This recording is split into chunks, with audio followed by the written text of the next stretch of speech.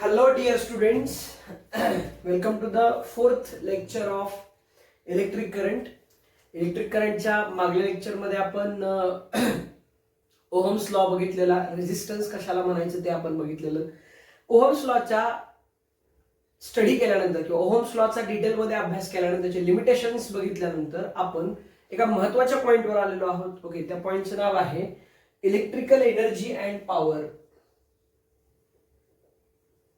Electrical energy and power. बघा, कुठलीही process व्हायची असेल तर ती प्रोसेस ऑटोमॅटिक होत नाही. त्या प्रोसेससाठी आपल्याला एनर्जी कंझ्युम करावी लागते. सिमिलरली जर तुम्हाला एखाद्या वायर मधून करंट पास करायचा असेल तर तो करंट पास करण्यासाठी आपल्याला काही एनर्जी स्पेंड करावी लागेल. ओके, सपोज मी एक वायर घेतला, असा एक वायर घेतला मी. या वायरचा रेजिस्टन्स असेल R. ओके, आणि या वायर मधनं आता करंट फ्लो होईल का? ऑब्व्हियसली होणार नाही. का होणार नाही? कारण याला मी सप्लाय दिलेला नाहीये, कारण याच्या अक्रॉस मी पोटेन्शियल डिफरन्स दिलेला नाही. बेसिकली करंट कधी फ्लो होतो? जेव्हा वायरच्या अक्रॉस काय असतो? Potential difference. मग मी काय केलं बघा, या वायरला एक ईएमएफ जोडली, अशा प्रकारे सेल जोडली, ऍक्च्युली सेल. आणि या सेलनी काय केलं बघा, वेट,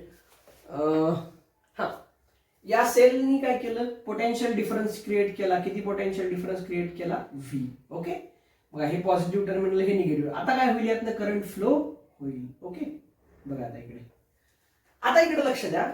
हा जो पोटेन्शियल डिफरन्स आहे, हा पोटेन्शियल डिफरन्स काय करतो? करंट फ्लो व्हायला भाग पाडतो. कारण ओहम्स लॉ काय सांगतो?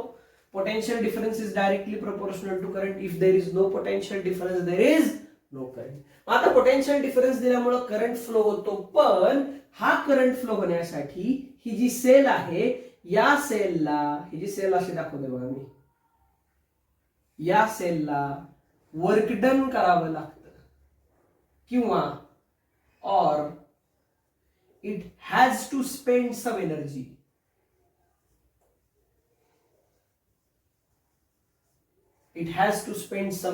का स्पेंड करावी लागते? तर वायर मध्ये काय आहे? रेजिस्टन्स आहे. रेजिस्टन्स करंटला काय करणार? अपोज करणार. आणि जर रेजिस्टन्स करंटला अपोज करायचा असेल, तरी पण चार्जला फ्लो व्हायचा असेल, तरी पण करंटला फ्लो व्हायचा असेल, तर त्या करंटला हा रेजिस्टन्स जो आहे, त्याचा जो अपोज आहे, तो अपोज मोडून काढावा लागेल. अपोज मोडून काढायचा असेल तर तो चार्ज म्हणजे एक नंबरचा भिकारी असतो. भिकारी म्हणजे त्या चार्जकडे स्वतःची एनर्जी नसते. तो चार्ज काय करतो? हे जे पोटेन्शियल डिफरन्स आहे किंवा हा जो ईएमएफ आहे, ही जी सेल आहे, या सेलकडनं एनर्जी घेतो आणि ती एनर्जी घेऊन असा पुढे जातो. त्याच्या वाटत रेजिस्टन्स येतो, तो रेजिस्टन्स त्याला अपोज करतो. हा चार्ज ती जी एनर्जी घेतलेली आहे सेलकडनं, त्याच एनर्जीचा वापर करतो आणि त्या रेजिस्टन्सला ओव्हरकम करतो आणि पुढे निघून जातो. साधं सिंपल लॉजिक आहे. आपण रस्त्यावर चाललोय, एक छोटीशी वाट आहे, बोळ टाईप असते ना, बोळ आपल्या गावात वगैरे असते बघा, गल्ली बोळ म्हणतो आपण. छोटीशी बोळ आहे, वाट आहे. त्या वाटेनं आपण चाललोय, आपल्याला पुढे जायचंय कुठेतरी, आणि अचानक त्या बोळे जी काही वाट आहे, त्या वाटेवर एक मोठा दगड आहे. त्या दगडाने तुम्हाला पुढे जाता येईना. आता तुम्ही काय कराल? दगड तर पुढे तर जायचं आपल्याला, तो दगड तुमच्या वाटेत काय करतोय? अडथळा निर्माण करतोय. तुम्हाला पुढे जायचं, दगड तुम्हाला पुढे जाऊ देणार नाही. मग तुम्ही काय करणार? तो दगड उचलणार आणि बाजूला टाकणार. बरोबर, तुम्ही दगड उचलला, बाजूला टाकला आणि मग पुढे गेला. आता दगड म्हणजे तुमच्या वाटेतला अडथळा होता. तुम्ही त्या दगडाला उचलून बाजूला टाकलं म्हणजे तो जो अडथळा आहे तो मोडून काढला, तो जो अडसर आहे तो बाजूला केला. तो ऑटोमॅटिक झाला का? तुम्ही असं केलं का? शक्तिमान आहे आपण, बरोबर आहे की नाही? असं ऑटोमॅटिक होईल का? नाही. आपल्याला तो दगड उचलावा लागला आणि बाजूला फेकावा लागला. त्यासाठी आपल्याला काय करावं लागलं? वर्क डन करावं लागलं, एनर्जी स्पेंड करावी लागली. ती एनर्जी आपल्याकडे होती म्हणून आपण तो दगड उचलून बाजूला टाकला. आता तेच लॉजिक इथं वापरा. आपला चार्ज रस्त्यानं चाललाय, ओके, गाणं म्हणत चला जाता हूं किसी की धुन में, असं म्हणत तो चाललाय रस्त्यानं, आणि वाटत बघतो तर काय, एवढा मोठा रेजिस्टन्स आहे. ओके, रेजिस्टन्स म्हणतो अब कहा जाओगे बचकर. ओके, चार्ज एक नंबरचा भिकारी आहे. चार्जकडे स्वतःची एनर्जी नाहीये, पण चार्जने हुशारी काय केलेली आहे? हिथून निघताना मी पॉझिटिव्ह चार्ज विचार करतोय बरं का. सपोज अज्युम करा आपण कुठल्या चार्ज बद्दल बोलतोय? पॉझिटिव्ह चार्जच्या. पॉझिटिव्ह चार्ज पॉझिटिव्ह कडून निगेटिव्ह कडे जाणार आहे. ओके, मग मी एक युनिट पॉझिटिव्ह चार्ज घेतला, हिथून निघताना पॉझिटिव्ह चार्जने केली हुशारी. हुशारी केली म्हणजे पॉझिटिव्ह चार्ज होता, भिकारी दे ग माय असं करत होता. पण ह्या सेलने त्याला भरभरून काय दिली, एनर्जी दिल्यामुळे पॉझिटिव्ह चार्ज एकदम टाकला, असा एकदम पॉवरफुल झाला. ओके, आणि ते निघाला वाटत निघाला. वाटेत कोण भेटला, रेजिस्टन्स मधला अब मैं छोडूंगा नाही तुझे. ओके, तर पॉवर एनर्जी काय, चार्ज काय म्हटला, अबे मेरे पास एनर्जी है. त्यानं काय केलं, ती सेल कडनं घेतलेली एनर्जी आहे, ते एनर्जीचा वापर करून त्या रेजिस्टन्सला ओव्हरकम केलं, रेजिस्टन्सला बाजूला सोडलं आणि पुढे निघून गेला.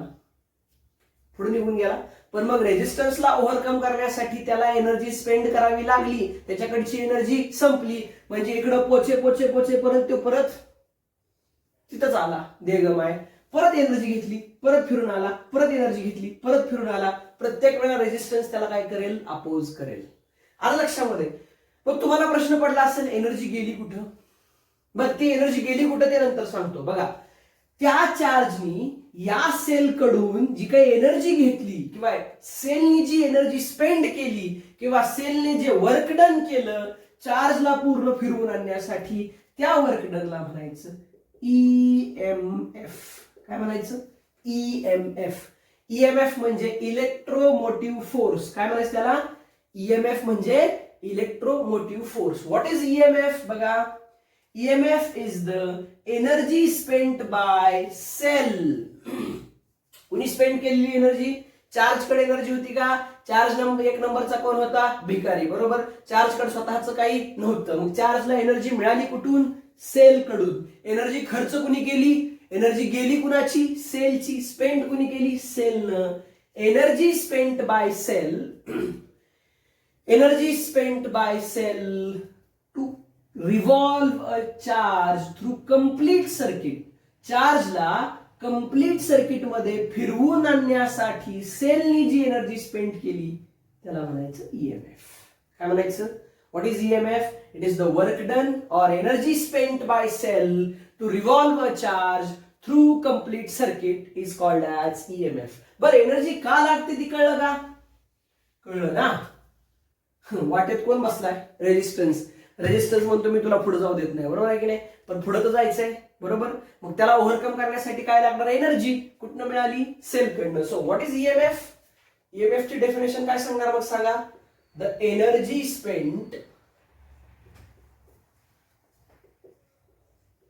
Bye cell to revolve a charge once through complete circuit. म्हणजे चार्जला एकदा कंप्लीट सर्किट मध्ये फिरवून आणण्यासाठी सेलनी जी एनर्जी स्पेंड केली त्याला काय म्हणायचं? Is called as electromotive force. काय म्हणायचं त्याला? इलेक्ट्रोमोटिव्ह फोर्स, और it is also called as EMF. समजलं का? Write down the definition.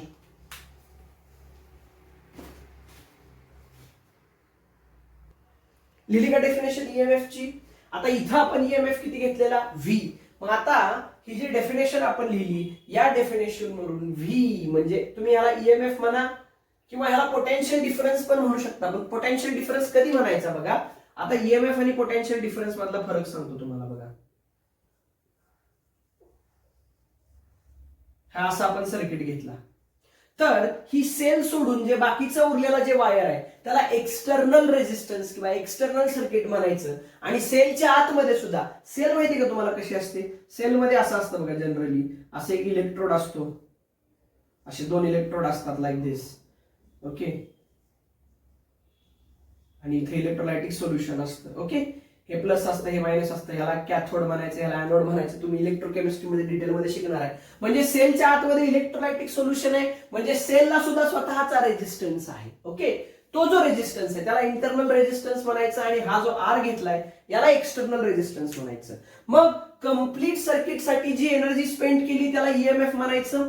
फक्त एक्सटर्नल साठी म्हणजे इथून सुरुवात करून इथे येण्यासाठी, बाहेरच्या रेजिस्टन्सला ओव्हरकम करण्यासाठी जी एनर्जी स्पेंड केली त्याला पोटेन्शियल डिफरन्स म्हणायचं. थोडक्यात काय बघा, मी डेफिनेशन सांगतो पोटेन्शियल डिफरन्सची. व्ही म्हणजे potential difference. The energy spend by cell to overcome external resistance is called potential difference. समजलं का? सिंपल आहे. पूर्ण कंप्लीट सर्किटसाठी स्पेंड केलेली एनर्जी म्हणजे ईएमएफ, पण फक्त एक्सटर्नल रेझिस्टन्स साठी म्हणजे बाहेरच्या सर्किटसाठी स्पेंड केलेली एनर्जी म्हणजे पोटेन्शियल डिफरन्स. आणि मग या डेफिनेशन नुसार पोटेन्शियल डिफरन्सचा फॉर्म्युला येतो V is equal to work done per unit charge. काय डेफिनेशन असते? V is equal to potential difference is equal to work done per unit charge किंवा work done upon charge. Therefore W is equal to Q into V. This is what? Work done किंवा energy spent. लक्षामध्ये this is work done किंवा energy spent. बरोबर. आता तुम्ही म्हणाल ही energy कोणी spend केली? सेलनी. बरोबर. मग मगाशी मी काय सांगितलं बघा, तेव्हा रेजिस्टन्स घेतलेला, ही आपण सेल घेतली. ओके. मग सेलने एनर्जी किती स्पेंड केली? W is equal to Q into V. एवढी एनर्जी चार्जला दिली. ओके. मी काय सांगितलं, चार्ज कसा असतो? भिकारी. चार्जने एवढी एनर्जी इथून घेतली, गेला गेला गेला गेला गेला गेला गेला. बरोबर. आणि रेजिस्टन्सला ओव्हरकम करण्यासाठी एनर्जी वापरली म्हणजे एनर्जी स्पेंड केली. ओके. आणि जेव्हा चार्ज इथं परत आला तेव्हा तो परत हाय असा भिकारीच होता. इथून जाताना मात्र एकदम चार्ज, एकदम पॉवरफुल, आणि परत आल्यानंतर एकदम असा डेवा माटलेला. का? कारण इथली एनर्जी गेली. कुठे गेली? कुठे गेली एनर्जी? तर जेव्हा तो रेजिस्टन्सला ओव्हरकम करतो, रेजिस्टन्सला ओव्हरकम करण्यासाठी त्याला एनर्जी स्पेंड करावी लागते. आणि according to law of conservation of energy, energy destroy होते का? नाही. एनर्जी एका फॉर्म मध्ये कन्वर्ट होत असते. ओके. ती जनरली तो फॉर्म असतो हीटचा. म्हणजे जेव्हा वायर मधनं करंट फ्लो होत असतो तेव्हा बऱ्यापैकी वायर मध्ये हीट प्रोड्यूस होते. का प्रोड्यूस होते? कारण त्याचं काय कारण असतं? कारण ती जी एनर्जी आहे, ती जी स्पेंड केलेली एनर्जी आहे रेजिस्टन्सला ओव्हरकम करण्यासाठी, तीच एनर्जी कशामध्ये कन्वर्ट होते? हीट एनर्जी मध्ये, according to law of conservation of energy. So work done is equal to काय कळलं आपल्याला? QV. इथपर्यंत सगळ्यांना समजलं का? Very duster. Work done is equal to Q into V. Okay. मग आता आपल्याला बघायचं इलेक्ट्रिकल एनर्जीचा कन्सेप्ट समजला का? कळलं? एनर्जी स्पेंड कोण करतं? सेल. का स्पेंड करतं? कारण कारण कारण कारण कारण कारण काय असतं? रेजिस्टन्सला ओव्हरकम करण्यासाठी. त्या एनर्जीचा फॉर्म्युला काय असतो? W is equal to Q into V, where Q is what? Charge, V is potential difference. ठीक आहे. मग आता आपण पॉवर कशाला म्हणायचं बघूया. बघा आता पॉवरचा फॉर्म्युला काय असतो? What is power? पॉवर म्हणजे काय? It is the rate at which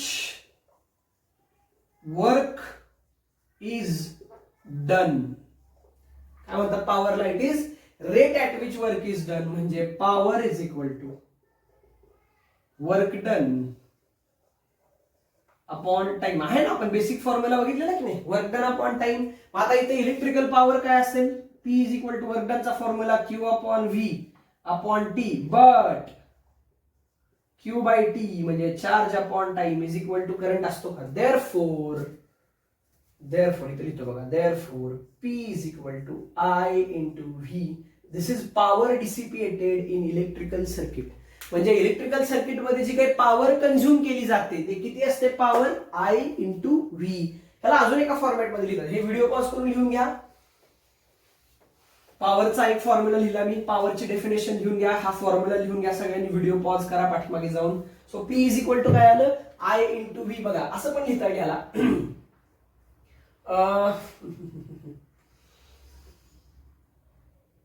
we have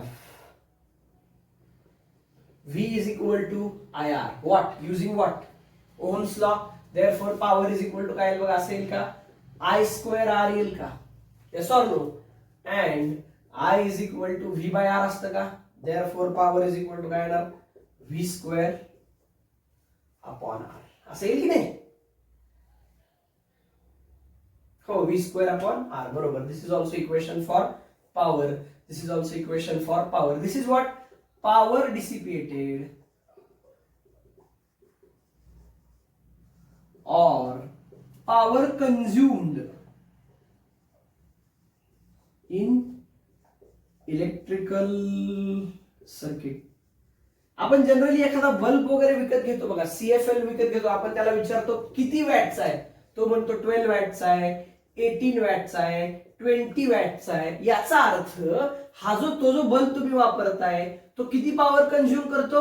yes, 18 watt, 12 watt, 20 watt, जी काय तो जेवढी पॉवर कंझ्युम करतो तो, कारण तो बल्ब लाईट अप होण्यासाठी त्याला काहीतरी पॉवर लागेल, ती किती असेल तो जो काही त्याच्यावर लिहिलेला असतं त्याप्रमाणे. आलं लक्षामध्ये, समजलं का? मग आता पॉवरचं युनिट काय असतं? वॅट. पण आपण बघा जनरली आपण जेव्हा बिल भरतो लाईट बिल, ओके, ते आपण युनिट्स मध्ये भरतो. युनिट मोजले जातात. तुमचे 5 युनिट यूज केले, 10 युनिट यूज केले, 20 युनिट यूज केले, ते कशावरून काढलं जातं मी तुम्हाला सांगतो. हे लिहून घ्या सगळं डिटेलमध्ये, व्हिडिओ पॉज करून पाठीमागे जाऊन. ओके, आता बघा जनरली पॉवरचं युनिट वॅट असतं. पॉवर किलोवॅट मध्ये सुद्धा मोजली जाते. कशामध्ये मोजली जाते? किलोवॅट मध्ये. Remember 1 kilowatt is equal to 1000 watt. Okay, मग सपोज माझ्याकडे एक इलेक्ट्रिकल अप्लायन्स आहे, ओके, आणि त्या इलेक्ट्रिकल अप्लायन्सनी काय केलं बघा, त्या इलेक्ट्रिकल अप्लायन्सला मी 1 तासभर चालवलं, ओके, आणि 1 तास चालवल्यानंतर तो जो इलेक्ट्रिकल अप्लायन्स होता ना, त्यानं काय केलं, 2 किलोवॅट एवढी पॉवर कंझ्युम केली. किती वॅट पॉवर कंझ्युम केली? 2 किलोवॅट. ओके, आणि किती मिनिटासाठी किंवा किती तासासाठी? 1 आवर साठी. मग त्यानं स्पेंड केलेली एनर्जी कशी काढणार? बघा आपल्याकडे फॉर्म्युला काय होता? Power is equal to work done upon time. Therefore work done किंवा कंझ्युम केलेली एनर्जी इज इक्वल टू काय असेल बघा? पॉवर इंटू टाइम, बरोबर का? सो किती? 2. त्यानं पॉवर किती कंझ्युम केली? 2 किलो वॅट फॉर किती? 1 आवर. म्हणजे हे किती झालं? 2 किलोवॅट आवर. लक्षात ठेवा. ओके, आता त्यानं पॉवर एनर्जी किती कंझ्युम केली? 2 kilowatt hour. 1 kilowatt hour is equal to 1 unit. जे आपण लाईट मध्ये मोजतो की नाही, आपण जनरली आपण लाईट बिल भरतो ना, युनिटवर मोजतो ना, ते 1 युनिट म्हणजे किती असतं? 1 किलोवॅट आवर. म्हणजे त्या इलेक्ट्रिकल अप्लायन्सनी किती युनिट वापरले एका तासामध्ये? 2 युनिट वापरले. सपोज एका युनिटला जर 5 रुपये असतील तर तुमचं बिल किती आलं? 10 रुपीज आलं का? अशा प्रकारे आपलं लाईट बिल कॅल्क्युलेट केलं जातं. आताच्या दिवसामध्ये कसं पण येतंय. ओके, बिलाचा काही विषयच नाही, ते त्याच्याविषयी चर्चा करायची नाहीये. पॉवर कंझ्युमचा पॉइंट समजला. पॉवरचं एसआय युनिट काय असतं? वॅट. समटाइम्स किलोवॅट मध्ये पण. आणि एनर्जी कंझ्युम कशामध्ये काढतात? किलोवॅट आवर मध्ये. 1 kilowatt hour is equal to 1 unit. मग आपण महिन्याभरामध्ये किती किलोवॅट आवर पॉवर कंझ्युम करतो? सपोज आपण 20 किलोवॅट आवर पॉवर कंझ्युम केली, म्हणजे किती युनिट वापरली? 20 युनिट. एका युनिटसाठी सपोज 5 रुपये चार्ज असेल तर आपलं बिल किती येणार? 100 रुपीज. आलं लक्षामध्ये? अशा प्रकारे आपलं बिल कॅल्क्युलेट केलं जातं. ठीक आहे, हे लिहून घ्या. यात कोणाला काही डाऊट असेल तर मला विचारा. ठीक आहे, मग आता याच्या पुढे जायचंय आपल्याला, तोपर्यंत हे लिहून घ्या. ओके, एक न्यूमेरिकल सोडूया. बघा काय दिलंय क्वेश्चन इथं. An electrical heater takes 6 ampere current from 230 volt supply line. Calculate the power of heater and electrical energy consumed by it in 5 hours. So काय काय दिलंय आपल्याला? गिवन काय बघा? करंट इज इक्वल टू किती दिलाय? 6 ampere. Potential difference V is equal to किती? 230 volt. Time is equal to किती? 5 आवर्स. काय काय फाइंड आउट करायचं आपल्याला? पॉवर इज इक्वल टू किती? आणि energy consume W is equal to किती? बरोबर.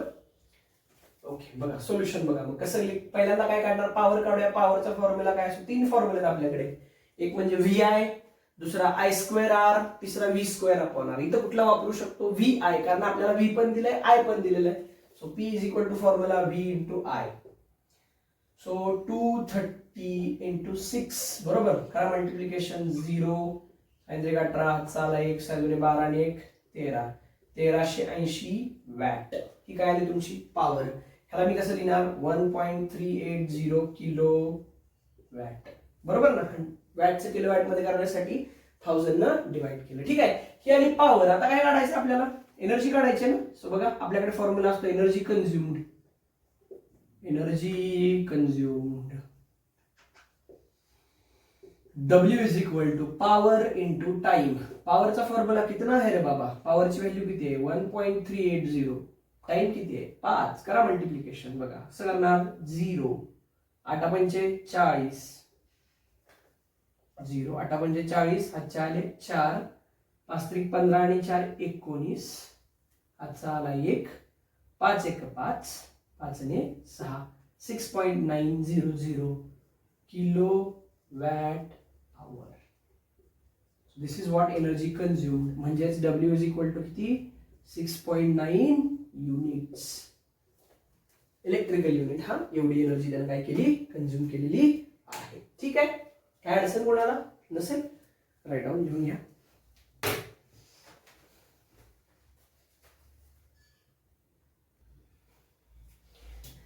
आता याच्यानंतर आपल्याला पुढचा पॉइंट बघायचा आहे. What are resistors. रेजिस्टर्स बघा वेगवेगळ्या प्रकारचे इलेक्ट्रिकल सर्किट्स तयार करत असताना त्या सर्किट्स मधून फ्लो होणाऱ्या करंटची व्हॅल्यू आपल्याला रेग्युलेट करायची, कंट्रोल करायची. ओके. आपल्याला पाहिजे तेवढा करंट सप्लाय किती आहे डझंट मॅटर. आपल्याला किती करंट फ्लो करायचा आहे त्या इन्स्ट्रुमेंट मधून हे आपल्याला डिसाईड करायचं असेल तर आपण सप्लाय कमी जास्त करू शकत नाही. ते आपल्या हातात नाहीये. मग आपण काय करतो त्या सर्किटमध्ये एक विशिष्ट प्रकारचे रेजिस्टर्स वापरतो. आर्टिफिशियल रेजिस्टर्स वापरतो. ते रेजिस्टर्स काय करतात त्या सर्किट मधनं फ्लो होणाऱ्या करंटच्या व्हॅल्यूला रेग्युलेट करतात. So what are resistors. बघा resistors are used. Actually resistors हे आर्टिफिशियल रेजिस्टन्सेस आहेत जे आपण क्रिएट केलेत. Resistors are used to regulate or control the value of current flowing through any circuit. कुठल्याही सर्किट मधून किती करंट फ्लो होणार आहे, किती फ्लो करंट करायचा डझंट मॅटर. सप्लाय किती पण असू द्या. ओके. सप्लाय कडनं किती पण करंट येऊ द्या. आपल्याला सर्किट मधून किती करंट फ्लो करायचा आहे हे जर कंट्रोल करायचं असेल तर ते कंट्रोल करण्यासाठी जे काही डिव्हाइस आपण वापरतो त्याला रेजिस्टर्स म्हणायचं. Basically there are 2 types of resistors. पहिला असतो कार्बन रेजिस्टर्स आणि दुसरा असतो वायर बाउंड रेजिस्टन्स.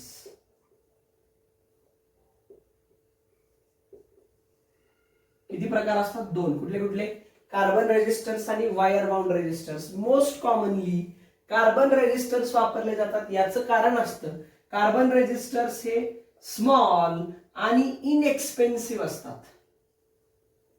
म्हणजे एकदम चीप असतात, एकदम स्वस्तात मिळतात. तुम्ही जर साधा सरळ इलेक्ट्रॉनिकच्या दुकानात गेला आणि त्यांना जर म्हटलं मला रेजिस्टर द्या तर तुम्हाला एक छोटासा असं एक देतील. ओके. त्या तो सिलेंड्रिकल एक असं देतील तुम्हाला. त्याला रेजिस्टर 2 वायर असतात त्याला रेजिस्टर म्हणायचं. ते रेजिस्टर तुम्ही पाहिजे तिथं फिट करू शकता. ओके. समजलं का. पण वायर बाउंडेड रेजिस्टर्स. जय हिंद जय महाराष्ट्र. आपल्याला ते शिकणे घेणं नाही, शिकायचं पण नाही. आपल्याला काय शिकायचं आपल्याला कार्बन रेजिस्टर्स. ओके. आता हे जे कार्बन रेजिस्टर्स असतात ना या कार्बन मग रेजिस्टर सपोज तुम्ही तुमच्याकडे 10-12 रेजिस्टर्स आहेत. तुम्हाला कुठला रेजिस्टर वापरायचा आहे हे कशावर ठरवणार तुम्ही. तुम्हाला किती करंट पाहिजे हे अगोदर तुम्ही डोक्यात आणणार की मला ह्या सर्किट मधनं एवढा 10 एम्पियर करंट फ्लो व्हायचा आहे. मग 10 एम्पियर करंट फ्लो होण्यासाठी मला रेजिस्टर किती ओहमचा वापरावा लागेल हे आपल्याला विचार करावा लागेल की नाही. म्हणजे त्यासाठी जो काही रेजिस्टर तुम्ही वापरताय त्या रेजिस्टरची आपल्याला व्हॅल्यू माहिती असणं गरजेचं आहे. आणि ती व्हॅल्यू माहिती करण्यासाठी त्या रेजिस्टरवर कलर कोड्स वापरलेले असतात. काय वापरलेले असतात कलर कोड्स. कलर बँड्स असतात. म्हणजे असा सिलेंड्रिकल रेजिस्टर असतो कार्बन रेजिस्टर.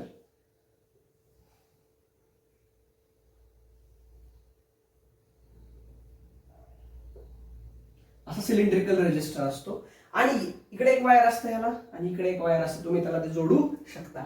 आता या रेजिस्टरची रेजिस्टन्सची व्हॅल्यू ठरवण्यासाठी रेजिस्टन्सची व्हॅल्यू त्या रेजिस्टरवर काही कलर कोड दिलेले असतात आणि त्या कोड वरून व्हॅल्यू ठरवली असते. म्हणजे कोड कसे असतात बघा. असा कलर असतो पहिला एक असा कलर बँड असतो लाईक दिस. दुसरा एक कलर बँड असतो असा.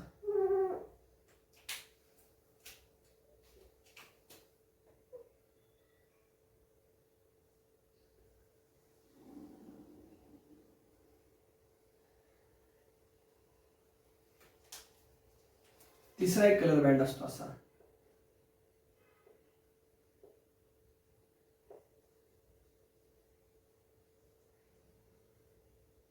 ओके. आणि शेवटी एक चौथा कलर बँड असतो अशा प्रकारचा. ओके, असे 4 कलर बँड्स असतात. आणि मग या कलर बँड वरून त्या रेजिस्टरची व्हॅल्यू ओळखली जाते. कशी ओळखली जाते बघा, त्यासाठी या रेजिस्टर बरोबर आपल्याकडे एक टेबल पाहिजे. म्हणजे एक टेबल आहे त्याच्या व्हॅल्यूचा, वेगवेगळ्या कलर्सचा. ओके, त्या टेबल वरून आपण त्याच्या व्हॅल्यू फाइंड आउट करू शकतो. काय करायचं, पहिला जो बँड आहे त्या पहिल्या बँडचा कोड घ्यायचा, दुसऱ्या बँडचा पण कोड घ्यायचा, तिसऱ्या बँडचा मल्टिप्लायर. ठीक आहे, मी तुम्हाला ते नंतर सांगतो. ओके, पहिल्यांदा हे समजलं का तुम्हाला, अशा प्रकारच्या कलर बँड्स वरती कोडेड असतं. मग तो टेबल स्टडी करूया आपण. ओके, तो टेबल मी इकडे काढतो बघा, छोटासा काढतो. त्या टेबलवरनं तुम्ही कुठलाही 2 गोष्टी पाहिजेत तुम्हाला तुमच्याकडे. रेजिस्टर्सच्या व्हॅल्यू जर तुम्हाला फाइंड आउट करायच्या असतील तर 2 गोष्टी तुमच्याकडे असणं गरजेचं आहे. पहिला म्हणजे टेबल आणि दुसरा म्हणजे कलर कोड. हा जो रेजिस्टर आहे तो. ओके, ते लिहून घ्या सगळं, व्हिडिओ पॉज करून पाठीमागे डेफिनेशन वगैरे. मग आपण टेबल तयार करूया. आणि मग टेबलवरनं पहिल्यांदा इथं घ्यायचा colour,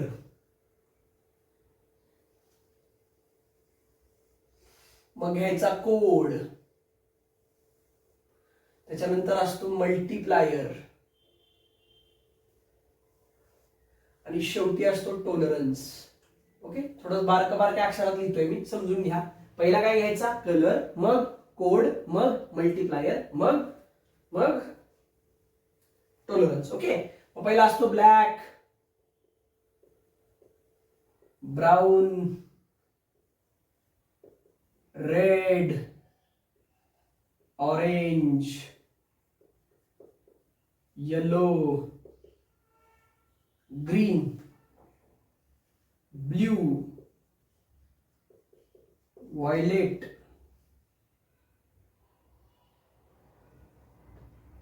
grey, white, golden, silver आणि नो कलर. असे एवढे कलर असतात. ओके,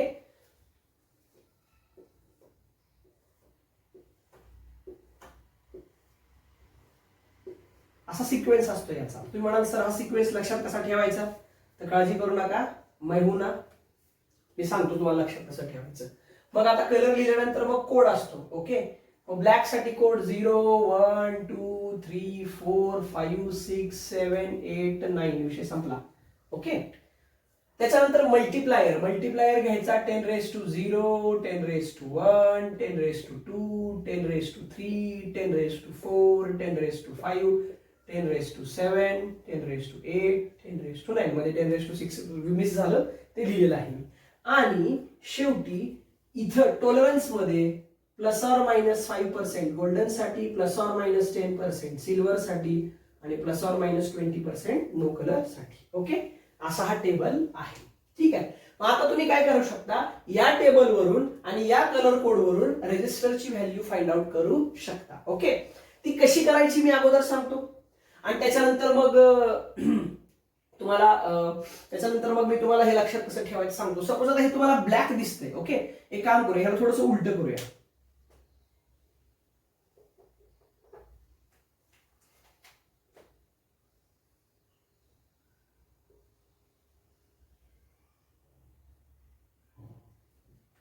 थोडंसं चेंज करतो मी आपल्याला समजण्यासाठी.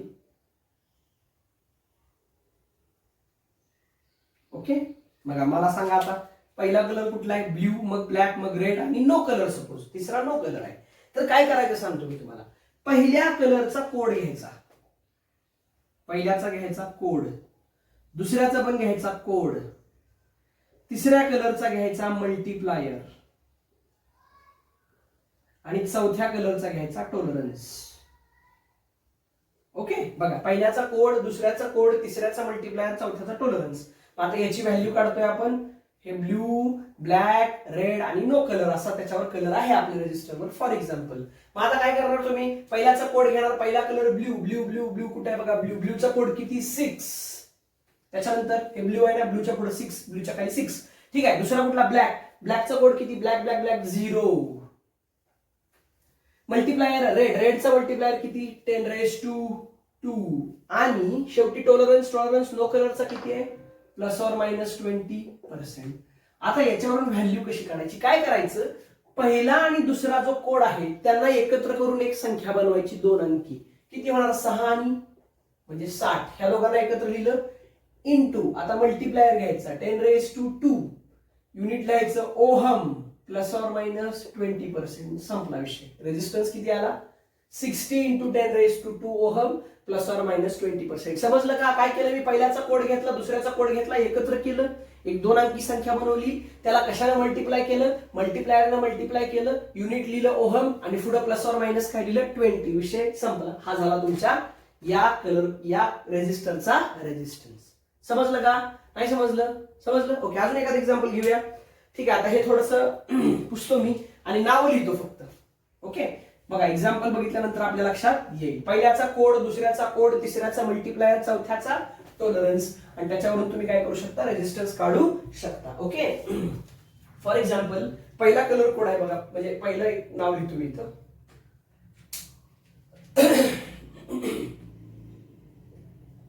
येलो, व्हायलेट, ऑरेंज आणि गोल्ड असा कलर कोड आहे एका रेजिस्टरवरचा. मग तुम्हाला त्या रेजिस्टरचा रेजिस्टन्स काढायचा आहे. मग काय करणार तुम्ही सांगा बरं मला. पहिली स्टेप काय करणार, पहिल्याचा कोड, येलोचा कोड किती आहे 4, दुसऱ्याचा कोड व्हायलेटचा कोड किती आहे 7, तिसऱ्याचा मल्टिप्लायर ऑरेंजचा मल्टिप्लायर किती 10⁻³ आणि गोल्डनचा म्हणजे किती येणार तुम्ही प्लस ऑर मायनस किती 5% टॉलरन्स घेतला. आता काय करायचं, ह्या दोघांना कंबाईन करायचं म्हणजे 47 into 10⁻³ ohm plus or minus 5%, विषय संपला. ओके, हे एक एक्झाम्पल. दुसरं बघूया.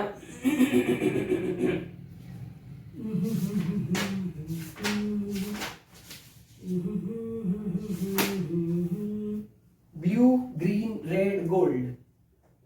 ब्ल्यू, ग्रीन, रेड आणि गोल्डन. चला सांगा, ब्ल्यूचा किती येईल, ब्ल्यू किधर गया, ब्ल्यू 6, ग्रीनचा किती येईल 5, रेड साठी किती 10⁻², गोल्डन साठी प्लस ऑर मायनस 5%. कंबाईन करा 65 into 10⁻² ohm plus or minus 5%, संपला विषय. समजलं का? पहिल्याचा कोड, दुसऱ्याचा कोड, तिसऱ्याचा मल्टिप्लायर आणि चौथ्याचा टॉलरन्स. समजलं का? हे कलर कोड वरून रेजिस्टन्स काढायला शिकलो आपण. काय शिकलो? कलर कोड वरून रेजिस्टन्स. आपण रेजिस्टन्स वरून कलर कोड सुद्धा काढू शकतो. कसा काढायचा ते मी शिकवतो. पहिल्यांदा हे समजलं का तुम्हाला? ओके, मग शेवटी मी तुम्हाला ते कलरचा सिक्वेन्स कसा लक्षात ठेवायचा ते सांगतो. ओके, हे पुसू काय? ओके, ठीक आहे. आता काय करूया, आता आपण काय केलं, कलर कोड वरून रेजिस्टन्स काढला. आता काय करूया, रेजिस्टन्स वरून कलर कोड कसा काढायचा शिकूया. ओके, बघा व्हॅल्यू दिलेली आहे 330 ओहम. किती दिली व्हॅल्यू 330 ओहम. टॉलरन्स वगैरे दिलेला नाही. मग ह्याची काय काढायची आपल्याला, याचा कलर कोड काढायचा. मग ह्याची फोड करायची. कशी करायची बघा, 330 ला ह्या पहिल्या दोन पार्टला डिवाइड करा 3 असेल का 33 इंटू 10 ओहम, बरोबर का? हे फोड केली तर आता आलं हे पुढे टॉलरन्स नाहीये. ओके, मग आता ह्याला कसं लिहिणार बघा, ह्याला सेपरेट करा, कारण आपण काय करतो दोघांना एकत्र करतो की नाही. आता दोघांना काय करायचं सेपरेट करायचं म्हणजे 3 10 चा पॉवर काहीच नाही म्हणजे किती 10⁻². ओके, हे आलं. आता 3 किती आहे 3 चा कोड, पहिल्याचा कोड 3 म्हणजे काय ऑरेंज, परत काय ऑरेंज आणि 10⁻² कोणाचा आहे ब्राऊन. संपला कलर कोड. समजला का? Orange brown. काय करायचं, रेजिस्टन्सच्या व्हॅल्यू फोडायच्या, त्याच्यावरून कोड काढायचा, कोड बघायचा किती आहे आणि कोडवरनं कलर लिहायचा. समजलं का? हे एक एक्झाम्पल बघितलं. अजून एक एक्झाम्पल बघूया. Let us see one more. हा, find the colour code for following resistances. हे लिहिलं, व्हिडिओ पॉज करून लिहून घ्या सगळं. क्वेश्चनच लिहितो मी डायरेक्ट आणि ते सोडूया डायरेक्ट आपण. Find the colour code for the following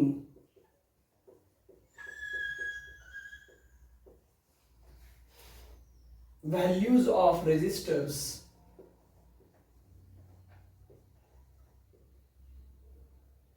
having tolerance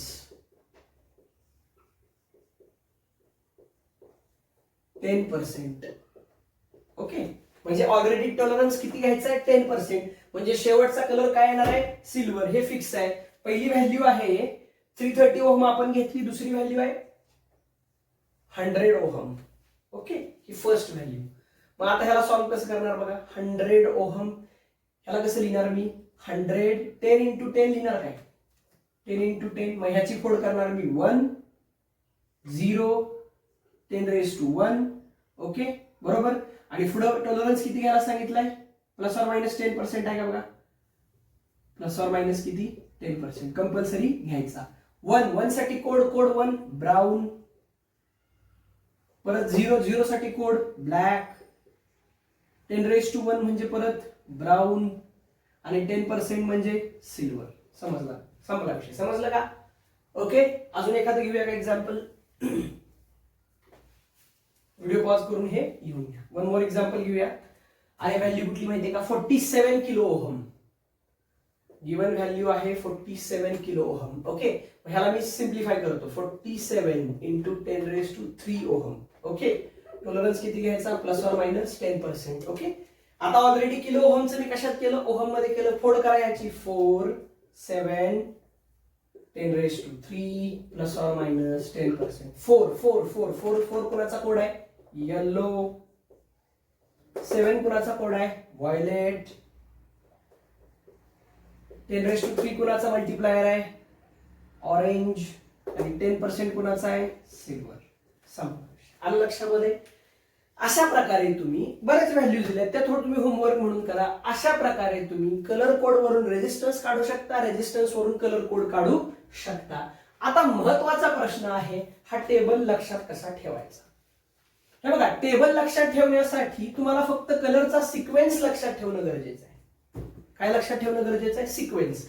हा सिक्वेन्स आला की ह्या व्हॅल्यूज एकदम सोप्या आहेत. 0 1 2 3 4 up to 9, 10 raised to 0 पासून 10 raised to 9 पर्यंत सोपा आहे. फक्त काय लक्षात ठेवणं गरजेचं आहे.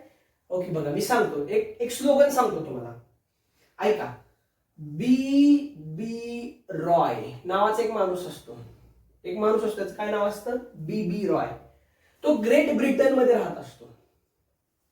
कुठे राहत असतो ग्रेट ब्रिटन मध्ये. ओके, बी बी रॉय ग्रेट ब्रिटन हॅवचं काय नाही हॅव व्हेरी गुड वाईफ. बायको त्याची खूप चांगली असते, दिसायला नाही. कारण पण सांगतो बिकॉज किंवा जो गोल्ड सिल्वर नाही मागती. नशीब लागतं असली बायको मिळवायला, गोल्डन सिल्वर नाही मागणार, नाहीतर बघायचं काम नाही. मी एक्सपिरियन्स वरून सांगतोय. ओके ठीक आहे, काय म्हणायचं बघा बी बी रॉय कुठे राहतो बी बी रॉय ग्रेट ब्रिटन मध्ये. काय विशेष आहे त्याचं हॅव व्हेरी गुड वाईफ. का जो गोल्ड और सिल्वर नाही मागती, म्हणजे सोनं चांदी तिला नको आहे. ओके, नशीबवान आहे बी बी रॉय. सांगा परत एकदा काय म्हणायचं B B Roy Great Britain have सोडून द्या विषय हॅव व्हेरी गुड वाईफ जो गोल्ड और सिल्वर नाही मागती. ह्या पटपट black brown red orange yellow green blue violet grey white golden silver no colour आहे का बघा. ओके का बघा सगळं. ब्लॅक आहे, brown red orange yellow green blue violet grey white golden silver no colour. संपला विषय. लक्षात कसं ठेवायचं मग बी बी रॉय कुठे राहतो बी बी रॉय ग्रेट ब्रिटन मध्ये. हॅवचा विषय सोडून द्या, एच मधलं सोडून द्या. हॅव व्हेरी गुड वाईफ का जो गोल्ड और सिल्वर नाही मागती. बरोबर आहे की नाही. नशीबवान आहे बी बी रॉय. समजलं का बी बी रॉयचा विषय तुम्हाला. ओके, कलर कोड कसे लिहायचे समजलं. रेजिस्टन्सचे कलर कोड वरून रेजिस्टन्स कसा लिहायचा आणि रेजिस्टन्स वरून कलर कोड कसे काढायचे समजलं सगळ्यांना. हे लिहून घ्या, हे सिक्वेन्स पाठ करा. परीक्षेमध्ये पहिल्यांदा हा टेबल काढायचा. टेबल काढला की मग कलर कोड वरून तुम्ही पाहिजे तो रेजिस्टन्स काढू शकता किंवा रेजिस्टन्स वरून पाहिजे तो कलर कोड काढू शकता. क्लिअर सगळ्यांना. ओके, मग आताच्या सेशन मध्ये आपल्याला इथंच थांबायचं आहे. ओके, पुढच्या सेशन मध्ये आपल्याला रेजिस्टन्सेसचे कॉम्बिनेशन बघायचे. वेगवेगळे रेजिस्टन्स घेतले, त्यांना सिरीज मध्ये कंबाईन करतात, पॅरलल कंबाईन करतात. हे तुम्ही 8वी 9वी 10वी मध्ये ऑलरेडी शिकला असाल. ओके, पॅरलल कॉम्बिनेशन म्हणजे समांतर जोडणी, सिरीज कॉम्बिनेशन म्हणजे एकसर जोडणी ऐकलं असेल तुम्ही. ओके, ठीक आहे. नसलं ऐकलं तर मी सांगतो. ठीक आहे, भेटूया पुढच्या सेशन मध्ये, ज्यामध्ये आपल्याला कॉम्बिनेशन ऑफ रेजिस्टन्सेस बघायचं आहे. त्याच्यानंतर सेल काय असते, ईएमएफ काय असतो ऑलरेडी बघितलंय, परत एकदा बघायचं आहे. कॉम्बिनेशन ऑफ सेल बघायचं आहे. Before that temperature dependence of resistance नावाचा महत्वाचा पॉईंट बघायचा आहे. आपण पुढच्या सेशन मध्ये बघणार आहोत.